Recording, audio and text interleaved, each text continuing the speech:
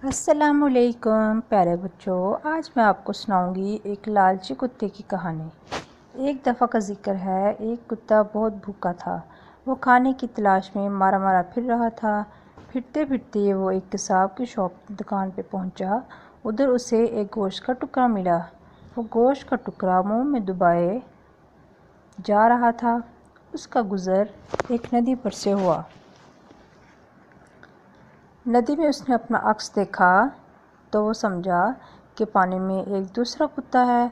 उसने सोचा क्यों न इससे इसका टुकड़ा हासिल किया जाए, तो दो टुकड़े हो जाएंगे, तो खाने में कितना मज़ा आएगा।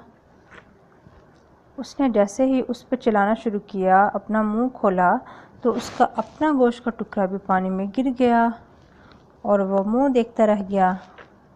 प्यारे बच्चों, इसीलिए कहते हैं कि लालच बुरी बला है। कुत्ते ने लालच किया कि मुझे दूसरा टुकड़ा भी मिल जाएगा, लेकिन वो अपना टुकड़ा भी खो बैठा। अल्लाह हाफ़िज़। अस्सलामुअलैकुम प्यारे बच्चों, आज मैं आपको सुनाऊंगी